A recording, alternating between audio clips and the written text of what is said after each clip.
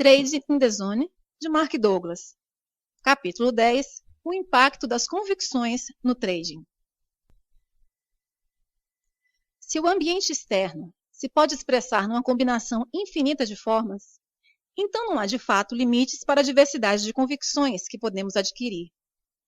Esta é uma forma sofisticada de dizer que há muito lá fora que aprender. Mas olhando para a natureza da humanidade de um modo global, diria que não vivemos as nossas vidas totalmente em consonância com esta afirmação. Se for verdade que é possível acreditarmos em quase tudo, então por que discutimos e lutamos uns com os outros? Por que não temos todos o direito de expressar as nossas vidas de uma forma que reflita o que aprendemos a acreditar? Tem de haver algo por trás das nossas tentativas implacáveis e permanentes de convencermos os outros da validade das nossas convicções e de negar a validade das deles. Consideremos que todos os conflitos, desde o mais significante ao mais importante, seja entre pessoas, culturas, sociedades ou nações, é sempre o resultado de convicções em conflito. Que características das nossas convicções nos tornam intolerantes perante convicções discordantes? Em alguns casos, somos tão intolerantes que temos vontade de nos matarmos uns aos outros para explicar a nossa ideia. A minha teoria pessoal é que as convicções não são só energia estruturada, mas também energia consciente, pelo menos com algum grau de consciência.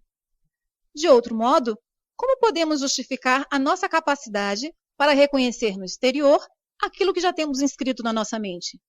Como é que saberíamos se as nossas expectativas estão a ser satisfeitas?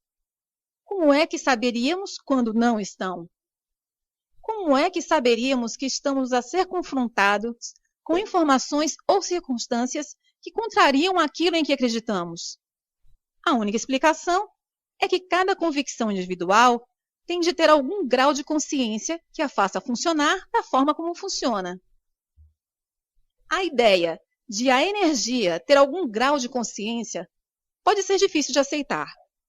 Mas há várias observações que podemos fazer sobre as nossas naturezas individuais e coletivas que suportam esta possibilidade. Primeiro, todas as pessoas querem que se acredite nelas. Não importa qual a convicção. A experiência de acreditarem em nós sabe bem. Penso que estas sensações positivas são universais, significando que se aplicam a todos. Inversamente, ninguém gosta que não acreditem em si. Não é uma boa sensação. Se eu dissesse, não acredito em você, a sensação que se iria repercutir no seu corpo e mente é negativa e também universal. Similarmente, ninguém gosta de ver as nossas convicções desafiadas. O desafio é sentido como um ataque. Toda a gente, independentemente da sua convicção, parece reagir do mesmo modo. A reação típica é argumentar, defendermos-nos, as nossas convicções e, consoante a situação, contra-atacar. Quando nos exprimimos, gostamos que nos escutem. Se sentimos que a nossa audiência não está a prestar atenção, como é que nos sentimos? Não nos sentimos bem. Novamente, penso que esta reação é universal. Inversamente, porque é tão difícil ser-se um bom ouvinte. Porque para se ser um bom ouvinte, temos na realidade que ouvir, sem pensar como nos vamos exprimir no momento em que podemos interromper a pessoa que está a falar. Que fosse incontrolável estar por detrás da nossa incapacidade para ouvir sem interromper. Nós não gostamos de estar na companhia de pessoas com convicções semelhantes às nossas porque nos sentimos confortáveis e seguros?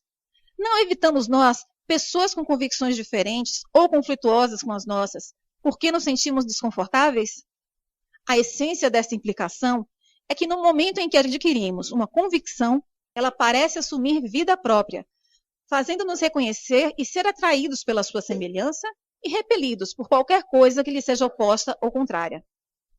Considerando o vasto número de convicções divergentes que existem, se estas sensações de atração ou conforto e repulsa ou ameaça forem universais, então cada convicção tem, de alguma forma, de estar consciente da sua existência, e esta energia estruturada e consciente tende a se comportar sob formas características que não são comuns a todos nós. As principais características de uma convicção. Há 3 características básicas que precisamos compreender para interiorizar efetivamente as 5 verdades fundamentais sobre o trading a um nível funcional no nosso ambiente mental. 1. As convicções adquirem vida própria e, por conseguinte, oferecem resistência a qualquer força que altere a sua forma presente. 2. Todas as convicções ativas exigem forma de se manifestarem. 3. As convicções estão sempre presentes e ativas, quer estejamos conscientes ou não da sua existência no nosso ambiente mental. 1. As convicções resistem a qualquer força que tente alterar a sua forma atual. Podemos não compreender a dinâmica subjacente ao modo como as convicções mantêm a sua integridade estrutural, mas podemos observar que o fazem face a uma pressão ou força extrema. Ao longo da história da humanidade, há muitos exemplos de pessoas cuja convicção relativamente a algum assunto ou causa foi tão poderosa que preferiram sofrer insultos, tortura e morte do que contrariar as suas convicções.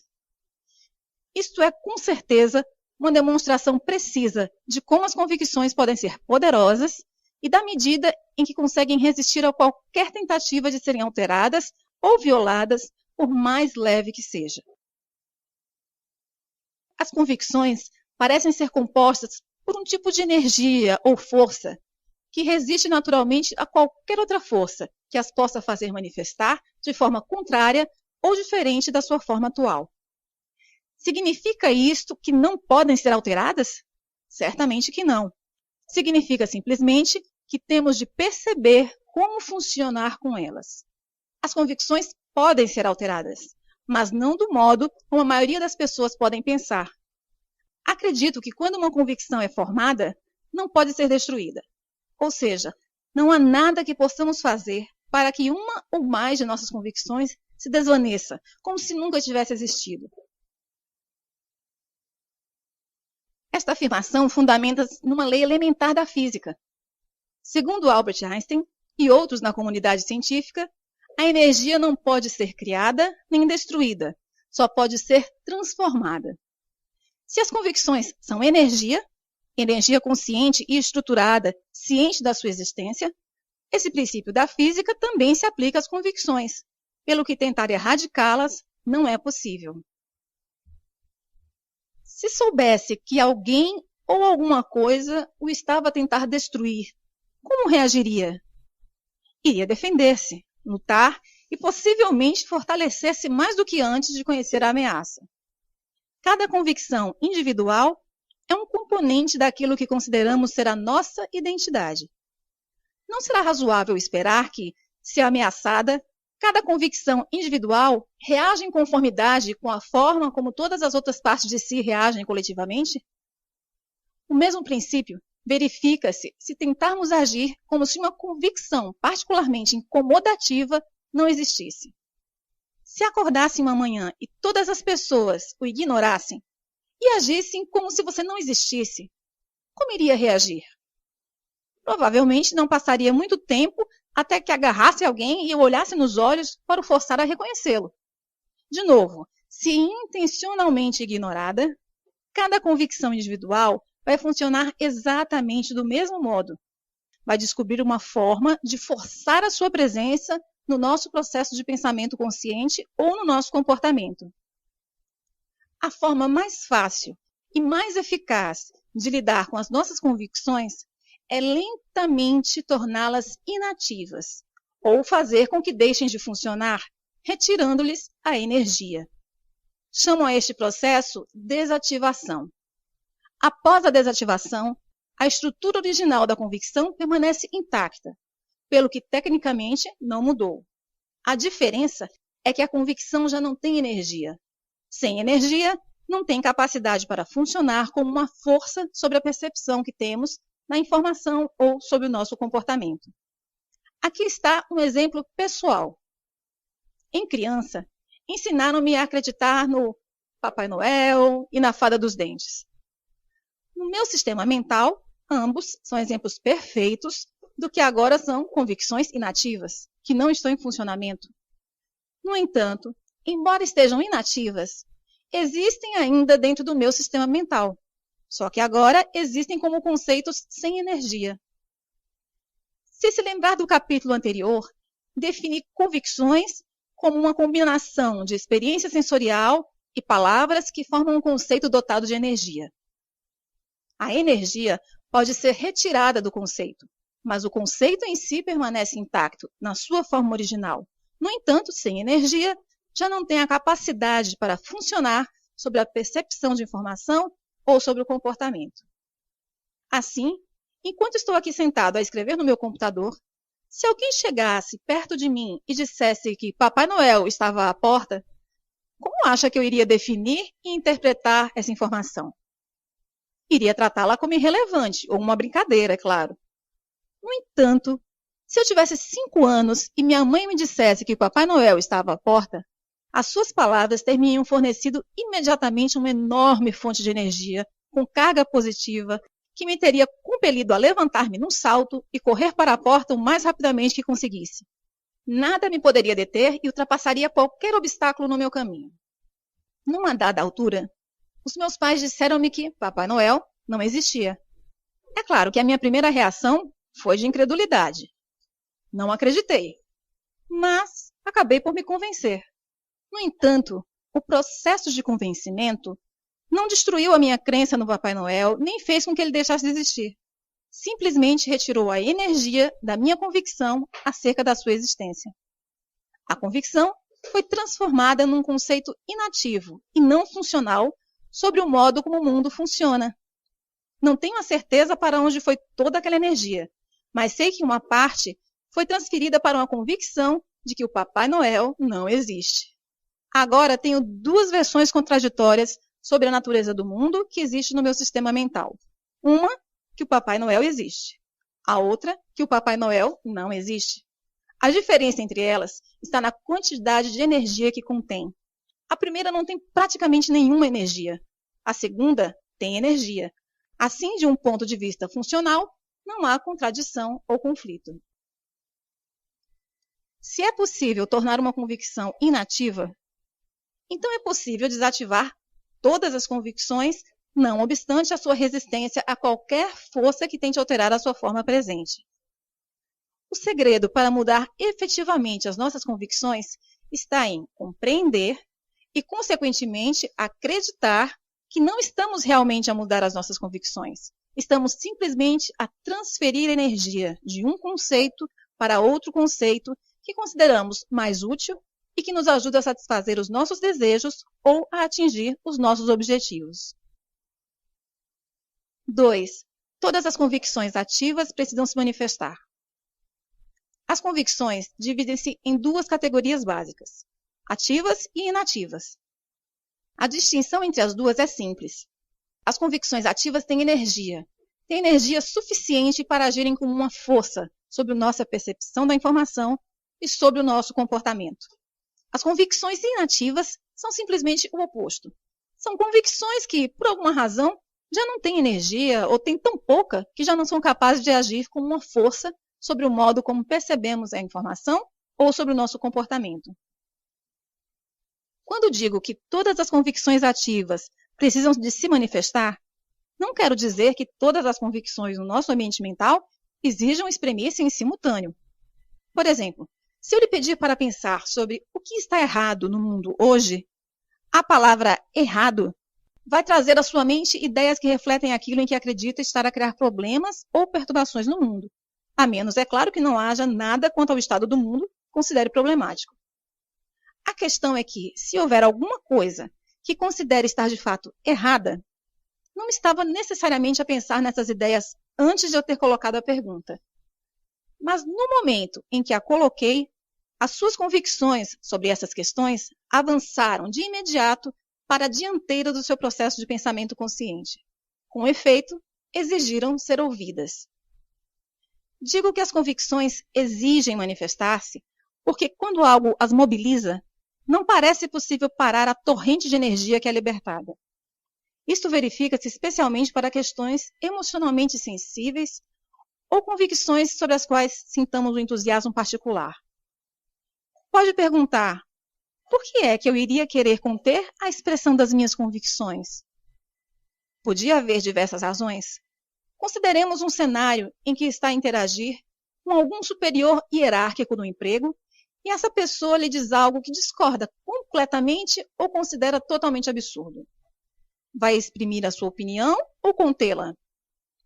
Tal irá depender do que pensa ser adequado numa situação destas. Se as suas convicções ditarem que manifestar-se será desadequado e essas convicções tiverem mais energia do que as que estão a contrariar, então irá provavelmente conter-se e não discutir abertamente. Pode estar a olhar para esta pessoa, o seu chefe, e a sentir com a cabeça em sinal de concordância, mas estará a sua mente de acordo? Estará a sua mente silenciosa? É claro que não. A sua opinião está efetivamente a contrariar cada ponto de vista do seu chefe. Ou seja, as suas convicções ainda estão a exigir que se manifeste, mas não estão a ser expressas para o exterior, para o ambiente, porque outras convicções estão a agir como uma força contrária. No entanto, irão em breve encontrar uma forma de sair, não é? Logo que sair desse cenário, irá provavelmente encontrar uma forma de descarregar a sua argumentação. Provavelmente, irá descrever a situação a alguém que pense que o vai escutar com atenção e solidarizar-se consigo.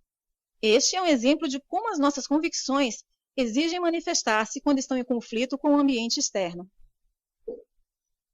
Mas o que acontece quando uma ou mais das nossas convicções estão em conflito com os nossos propósitos, objetivos, sonhos, vontades ou desejos? As implicações desse conflito podem ter um efeito profundo no trading. Como já aprendemos, as nossas convicções fazem-nos ver o ambiente externo de forma diferente, indicam limites. A consciência humana, por outro lado, parece ser maior do que a soma final de tudo em que aprendemos a acreditar. Esta qualidade da consciência humana, de ser maior, que dá-nos a capacidade para pensar em qualquer direção que escolhamos, seja dentro ou fora dos limites impostos pelas nossas convicções. Pensar fora dos limites chama-se normalmente pensamento criativo. Quando escolhemos intencionalmente uma convicção, questionando aquilo que conhecemos e desejamos uma resposta, abrimos as nossas mentes para receber uma ideia brilhante, uma inspiração ou uma solução para o problema. A criatividade, por definição, dá origem a algo que não existia previamente. Quando pomos as nossas mentes no modo de pensamento criativo, iremos, por definição automaticamente, receber ideias ou pensamentos inovadores em relação ao que já existe na nossa mente racional, sob a forma de uma convicção ou memória. Tanto quanto sei, não existe nenhum consenso entre artistas, inventores ou comunidades religiosas ou científicas quanto à origem exata da informação gerada criativamente. No entanto, o que sei é que a criatividade é aparentemente ilimitada e não tem fronteiras. Se houver limites para a forma de pensar, de certeza que ainda não os encontramos. Pense no ritmo espantoso com que a tecnologia se tem desenvolvido nos últimos 50 anos. Todas as invenções e desenvolvimento da humanidade nasceram nas mentes de pessoas que pensavam fora dos limites impostos por aquilo em que tinham aprendido a acreditar. Se todos nós temos a capacidade inata de pensar criativamente, e acredito que temos, então também temos a capacidade para escutar aquilo a que chamo uma experiência criativa. Defino uma experiência criativa como a experiência de qualquer coisa nova ou fora dos limites das nossas convicções. Pode ser uma nova visão, embora da perspectiva do ambiente sempre tenha existido. Ou podemos experimentar um novo som, cheiro, sabor ou toque. As experiências criativas, tal como os pensamentos criativos, as inspirações, os pressentimentos e as ideias brilhantes, podem ocorrer sem avisar ou podem ser o resultado de uma ordem consciente. Em qualquer dos casos, quando as experimentamos, podemos ser confrontados com um grande dilema psicológico. Uma ocorrência criativa seja na forma de um pensamento ou experiência, pode fazer-nos ser atraídos ou desejarmos algo que entre em conflito direto com uma ou mais das nossas convicções. Para ilustrar este ponto, voltemos ao exemplo da criança e do cão. Lembre-se que a criança tivera no passado algumas experiências dolorosas com cães. Embora a primeira experiência tenha sido real do ponto de vista do ambiente, as outras foram resultado do modo como a mente da criança processou a informação, com base no funcionamento dos mecanismos de associação e mecanismos de proteção contra a dor. O resultado final é que sentia medo sempre que encontra um cão. Suponhamos que a criança era bebê quando teve a sua primeira experiência com carga negativa. À medida que cresce e começa a associar palavras e conceitos específicos às suas memórias, irá formar uma convicção sobre a natureza dos cães. Seria razoável considerar que adotou como convicção algo como todos os cães são perigosos. Com a utilização da palavra todos, a convicção da criança está estruturada de um modo que assegura que irá evitar todos os cães de futuro. Não tem motivos para questionar essa convicção, porque todas as experiências confirmaram e reforçaram a sua validade. No entanto, ela, todas as outras pessoas no planeta, está vulnerável a uma experiência criativa. Em circunstâncias normais, irá fazer todo o possível para se assegurar que não se depara com um cão novamente. Mas, e se ocorrer algo inesperado ou não previsto? Suponhamos que a criança está a caminhar com os pais, sentindo-se assim segura e protegida. Agora suponhamos que ela e os seus pais chegam a uma esquina e não conseguem ver o que está do outro lado. Deparam-se com uma cena em que várias crianças, aproximadamente com a mesma idade, estão a brincar com cães e, além disso, estão obviamente a divertir-se muito. Esta é uma experiência criativa. A criança é confrontada com a informação indiscutível de que aquilo em que acredita sobre a natureza dos cães não é verdade. O que acontece agora? Em primeiro lugar, a experiência não foi uma ordem consciente da criança. Ela não tomou a decisão de se expor voluntariamente à informação que contrariava aquilo em que acreditava ser verdade. Podemos chamar a isto uma experiência criativa inadvertida, porque o ambiente externo forçou-a a confrontar-se com outras hipóteses que não acreditava existirem. Em segundo lugar, a experiência de ver outras crianças a brincar com cães e a não se magoarem irá lançar na sua mente um estado de confusão. Depois dessa confusão se dissipar, ou seja, quando começar a aceitar a possibilidade de que nem todos os cães são perigosos, vários cenários serão possíveis.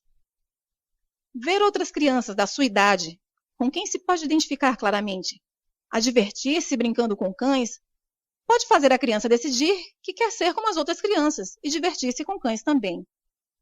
Se for esse o caso, este encontro criativo inadvertido fez com que passasse a desejar exprimir-se de um modo que anteriormente não acreditava ser possível, interagindo com cães. De fato, antes a ideia parecia tão absurda que nem sequer lhe tinha ocorrido considerá-la. Agora, não só a considera absurda, como a deseja. Conseguirá, então, exprimir-se de um modo coerente com o seu desejo? A resposta a essa pergunta é uma questão de dinâmica de energia. Há duas forças dentro da criança que estão em conflito direto, lutando para se exprimirem. A convicção de que todos os cães são perigosos e o desejo de se divertir com um cão como as outras crianças. Aquilo que irá fazer na próxima vez que encontrar um cão será determinado por aquilo que tiver mais energia nesse momento, a sua convicção ou o seu desejo. Dada a intensidade da energia da sua convicção de que todos os cães são perigosos, podemos considerar razoavelmente que a sua convicção terá muito mais energia do que o seu desejo. Se assim for, irá considerar o seu próximo encontro com o cão uma experiência frustrante. Mesmo que queira tocar ou afagar o cão, irá achar que não pode interagir com o cão. A palavra todos, na sua convicção, irá funcionar como uma força paralisante, impedindo-a de satisfazer o seu desejo. Pode ter consciência de o cão não ser perigoso, pelo que não a irá magoar, mas só conseguirá afagá-lo quando a balança de energia pender a favor do seu desejo. Se a criança quiser genuinamente interagir com cães, terá de ultrapassar o seu medo. Isso significa que terá de desativar a sua convicção de que todos os cães são perigosos, para que possa fortalecer devidamente uma convicção sobre cães mais harmoniosa com o seu desejo. Sabemos que os cães se podem exprimir numa ampla variedade de formas, desde brincalhões e simpáticos a outros desagradáveis. No entanto, uma percentagem muito reduzida de cães pertence à categoria dos perigosos. Uma boa convicção para a criança adotar seria algo como: a maioria dos cães são brincalhões, mas alguns podem ser maus e perigosos. Esta convicção iria permitir-lhe aprender a reconhecer características e padrões de comportamento que lhe diga com que cães pode brincar e quais deve evitar. No entanto, o problema maior é: como é que a criança pode desativar o todos da sua convicção de que todos os cães são perigosos para que possa ultrapassar o seu medo? Lembre-se que todas as convicções resistem naturalmente a qualquer força que pretenda alterar a sua forma presente. Mas, como indiquei acima, a abordagem certa não é alterar a convicção, mas sim retirar-lhe a energia e canalizá-la para outra convicção mais adequada aos nossos fins. Para desativar a ideia que a palavra todos representa, a criança terá de criar uma experiência com carga positiva com um cão. Em algum momento, terá de ultrapassar o seu medo e tocar num cão. Fazer isto pode exigir um grande esforço, durante um período de tempo considerável. No início do processo, o seu novo entendimento sobre cães pode ser apenas o suficiente forte para lhe permitir estar na presença de um cão a uma certa distância, sem fugir. Cada novo encontro com um cão, mesmo a uma certa distância, que não resulte num resultado negativo, irá retirar cada vez mais energia negativa da sua convicção de que todos os cães são perigosos. No final, cada nova experiência positiva irá permitir-lhe preencher a distância entre ela própria e o cão, pouco a pouco, ao ponto de finalmente conseguir mesmo tocar num cão. Do ponto de vista da dinâmica da energia, conseguirá tocar num cão quando seu desejo para o fazer for um pouco mais forte do que a sua convicção de que todos os cães são perigosos. No momento em que toca efetivamente um cão, está a retirar a maior parte da energia negativa que resta no conceito de todos e a transferi-la para a convicção que reflete a sua nova experiência. Embora não seja muito comum, há pessoas que, por várias razões, estão suficientemente motivadas para realizarem sozinhas o processo acima descrito. No entanto, podem não estar conscientes da dinâmica envolvida. As pessoas que conseguem superar um medo de infância dessa magnitude normalmente fazem-no casualmente, ao longo de anos, sem ter a certeza exatamente como fizeram, a menos que procurem e obtenham ajuda profissional competente.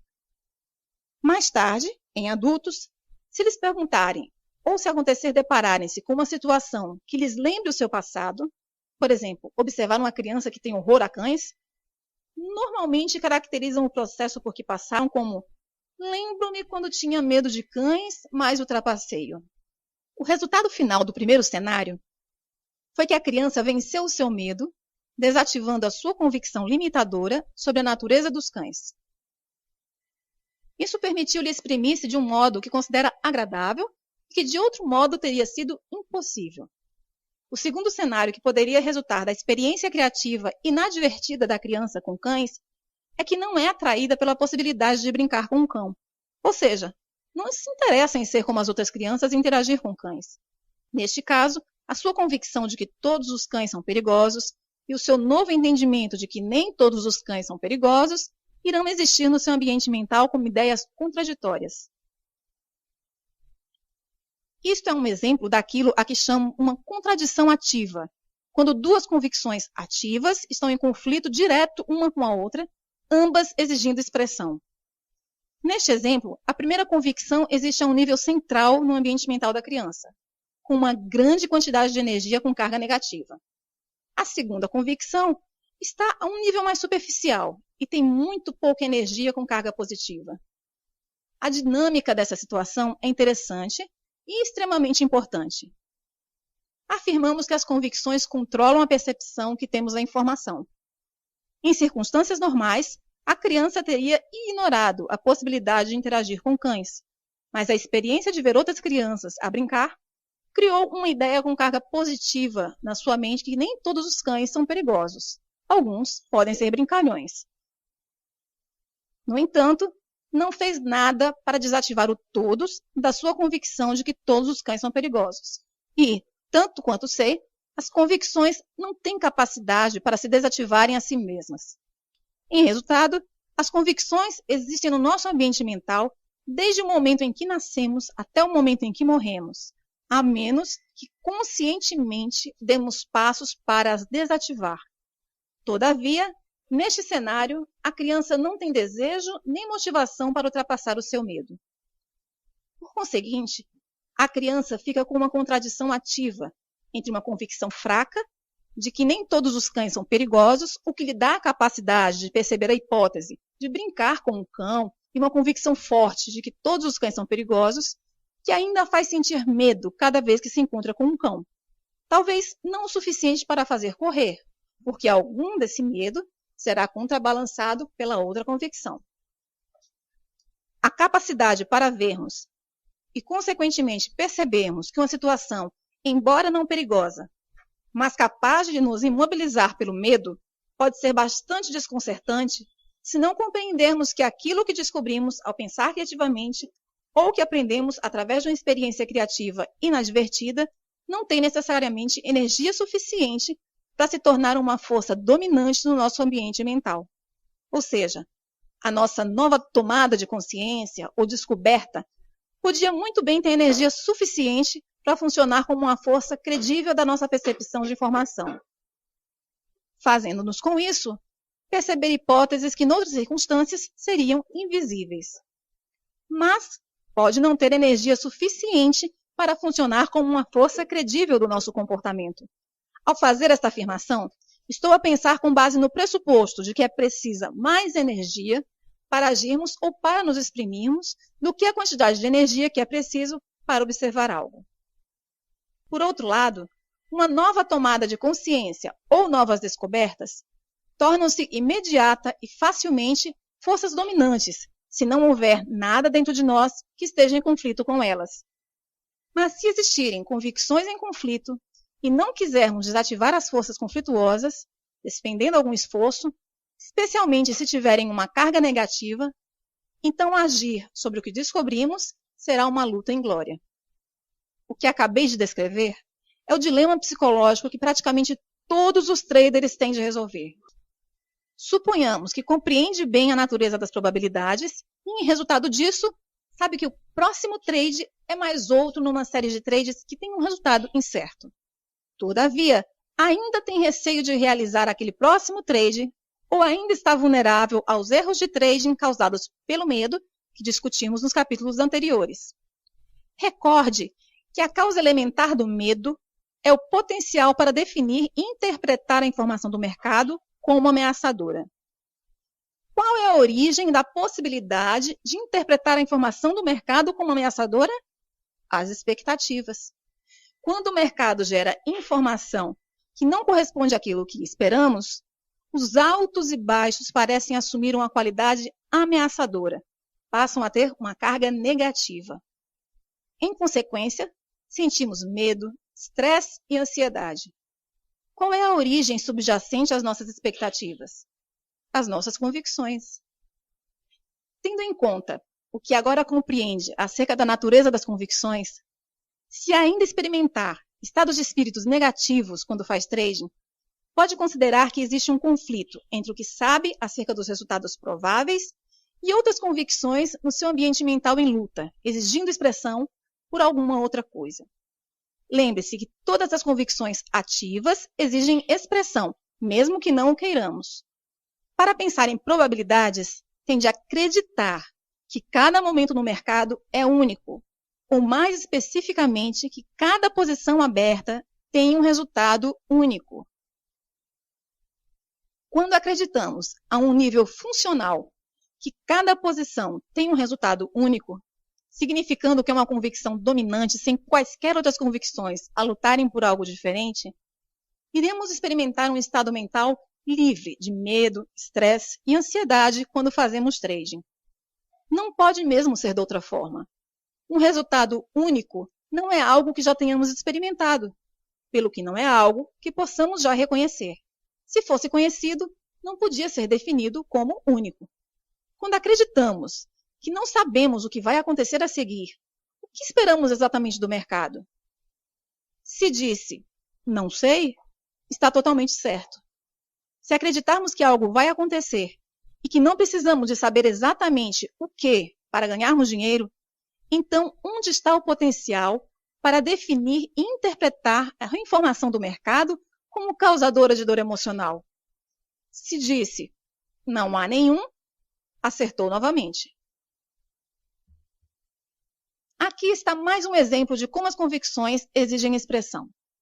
Olhemos para uma situação em que o primeiro encontro de uma criança com um cão foi uma experiência muito positiva. Em resultado, ela não tem problema absolutamente nenhum em interagir com cães, qualquer cão, por sinal, porque não encontrou nenhum que fosse hostil. Por conseguinte, não tem nenhuma noção, uma convicção dotada de energia de que é possível um cão fazer mal ou infligir dor. Quando aprender a associar palavras às suas memórias, a criança irá provavelmente adquirir uma convicção semelhante a todos os cães são amigos e divertidos. Por conseguinte, cada vez que um cão entrar no seu campo de consciência, esta convicção irá manifestar-se. Do ponto de vista de quem teve uma experiência negativa com um cão, irá parecer que a criança teve uma atitude imprudente. Se tentássemos convencer a criança de que algum dia será mordida se não tiver cuidado, esta convicção irá fazer com que dê pouca importância ou ignore completamente o aviso. A sua reação seria algo como: impossível, isso não é possível. Suponhamos que, em algum momento da sua vida, ela se aproxima de um cão desconhecido. O cão rosna. O aviso é ignorado e o cão ataca. Para o seu sistema de convicções, a criança acabou de ter uma experiência criativa. Que efeito terá essa experiência na sua convicção de que todos os cães são amigos? Terá agora medo de todos os cães, como a criança do primeiro exemplo? Infelizmente, as respostas a essas questões não são fáceis, porque pode haver outras convicções, também a exigirem expressão, que não tem nada a ver com cães, mas que entram em jogo numa situação dessas.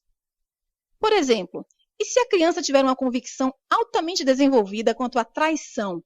Se acreditar que foi traída por algumas pessoas muito importantes que fizeram com que experimentasse uma dor emocional intensa.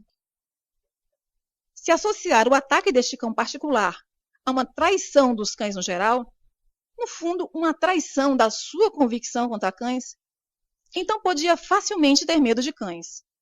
Toda a energia positiva contida na sua convicção original podia ser transformada de imediato numa energia com carga negativa. A criança podia justificar esta mudança com uma conclusão lógica, de que se um cão me pode trair, todos os cães podem. No entanto, penso que esta é uma ocorrência extrema e muito improvável. O que é mais provável é que a palavra todos, na sua convicção original, seja imediatamente desativada, e que aquela energia seja transferida para uma nova convicção que reflita mais fielmente a verdadeira natureza dos cães. Esta nova experiência originou uma transferência de energia que a forçou a aprender algo sobre a natureza dos cães, que, em outras circunstâncias, consideraria impossível. A sua convicção na afabilidade dos cães permanece intacta. Irá ainda brincar com cães, mas irá agora ter algum cuidado, procurando conscientemente sinais de afabilidade ou de hostilidade. Penso que uma verdade fundamental sobre a natureza da nossa existência é que cada momento no mercado, bem como na vida de todos os dias, tem elementos que conhecemos, similaridades, e elementos do que não conhecemos, ou não podemos conhecer porque ainda não os experimentamos. Até treinarmos ativamente as nossas mentes para esperar um resultado único, iremos continuar a experimentar somente aquilo que conhecemos. Todo o resto, outras informações e possibilidades que não estejam em consonância com o que conhecemos e esperamos, irá passar-nos ao lado, desapercebido, distorcido, completamente negado ou contrariado. Quando acreditarmos verdadeiramente que não precisamos de saber, estaremos a pensar em probabilidades, do ponto de vista do mercado, e não teremos qualquer razão para bloquear, dar pouca importância, distorcer, negar ou contrariar qualquer sinal que o mercado esteja a dar sobre o seu potencial para se movimentar numa determinada direção em particular. Se não estiver a experimentar a liberdade mental sugerida naquela afirmação, e se for seu desejo experimentá-la, então tem que assumir um papel ativo no treino da sua mente para acreditar na singularidade de cada momento, e tem de desativar qualquer outra convicção que lute por algo diferente. Este processo não é nada diferente daquele por que a criança passou no primeiro cenário. Nem vai acontecer sozinho. Ela queria interagir com cães sem medo, mas, para o fazer, teve que criar uma nova convicção e desativar as que estavam em conflito. Este é o segredo para conseguir um sucesso consistente como trader. 3. As convicções continuam ativas, independentemente de termos ou não consciência da sua existência no nosso ambiente mental. Por outras palavras, não temos que recordar ativamente ou ter acesso consciente a qualquer convicção para que esta funcione como uma força sobre a nossa percepção de informação ou sobre o nosso comportamento. Sei que é difícil acreditar que algo de que nem sequer nos conseguimos lembrar possa ter um impacto nas nossas vidas. Mas quando pensamos nisso, muito do que aprendemos ao longo das nossas vidas está armazenado num nível subconsciente. Se lhe pedisse para recordar cada aptidão específica que teve de aprender para poder conduzir um carro com confiança, é provável que não se lembre de tudo em que teve de se concentrar e focar enquanto estava no processo de aprendizagem. A primeira vez que tive a oportunidade de ensinar um adolescente a conduzir, estava absolutamente fascinado com o quanto era preciso aprender e que eu dava como natural, e sobre o qual não pensava a um nível consciente. Possivelmente, o melhor exemplo que ilustra essa característica é as pessoas que conduzem sob influência do álcool. Numa noite, há milhares de pessoas que beberam tanto que não têm consciência de como levar um carro do ponto A para o ponto B. É difícil imaginar como isto é possível, a menos que aceite que as aptidões para conduzir e a convicção de uma pessoa na sua capacidade para conduzir operam automaticamente, a um nível muito mais profundo do que a consciência detecta. Certamente, alguma percentagem destes condutores alcoolizados tem acidentes, mas quando comparamos a taxa de acidentes com o número de pessoas a conduzir sob a influência do álcool, é notável que não haja muito mais acidentes. De fato, é muito mais provável que um condutor alcoolizado cause um acidente quando adormece ou quando alguma situação exige uma decisão consciente e uma reação rápida. Por outras palavras, as condições necessárias para uma boa condução são tais que não basta funcionar com as aptidões subconscientes. Autoavaliação e trading. O modo como essa característica se aplica ao trading é bastante profundo. O ambiente de trading oferece-nos um palco de oportunidades ilimitadas para acumular riqueza.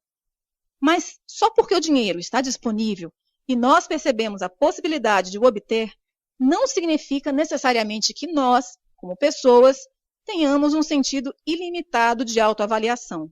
Ou seja, pode haver uma enorme discrepância entre a quantidade de dinheiro que desejamos para nós, a quantidade que percebemos estar disponível e a quantidade que, na realidade, acreditamos que valemos ou merecemos. Todas as pessoas têm um sentido de autoavaliação. A forma mais fácil de descrever esse sentido é listar todas as convicções ativas, tanto conscientes como subconscientes, que têm potencial para argumentar a favor ou contra a acumulação de níveis de sucesso e prosperidades maiores. Depois, compare a energia das convicções com carga positiva com a energia das convicções com carga negativa.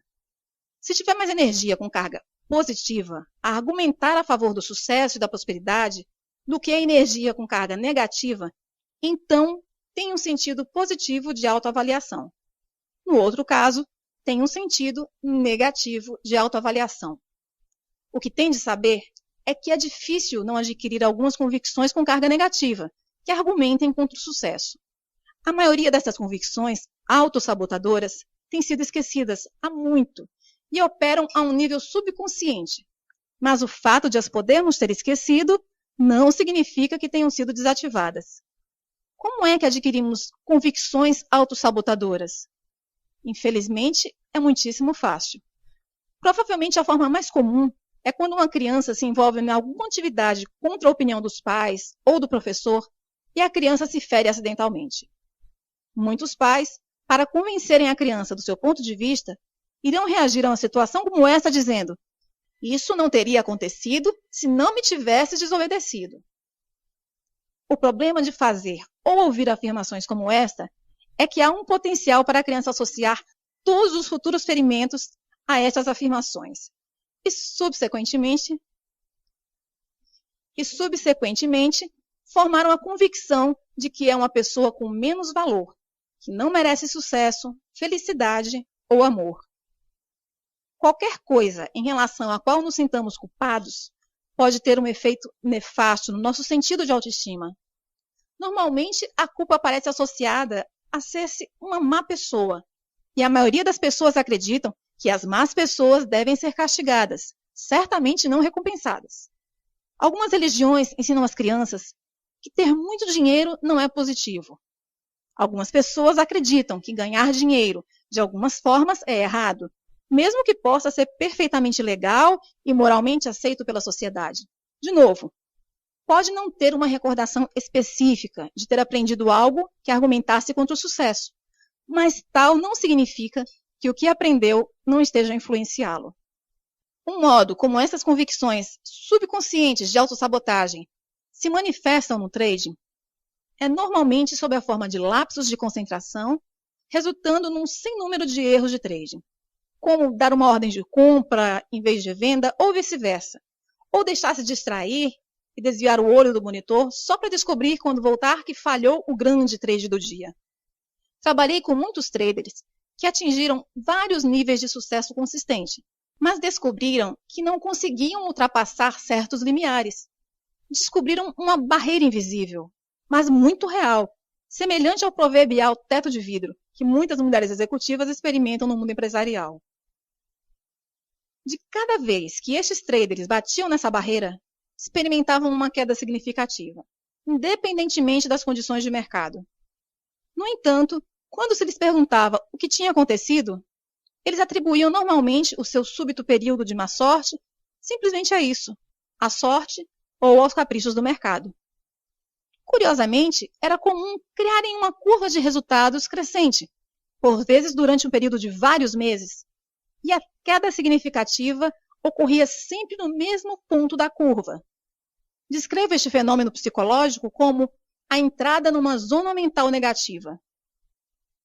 Por muito que o dinheiro tivesse fluído para suas contas enquanto se mantiveram no estado mental adequado, fluía agora para fora delas, com a mesma facilidade quando entravam na zona mental negativa, onde questões de autoavaliação não resolvidas agem misteriosamente sobre a sua percepção da informação e comportamento.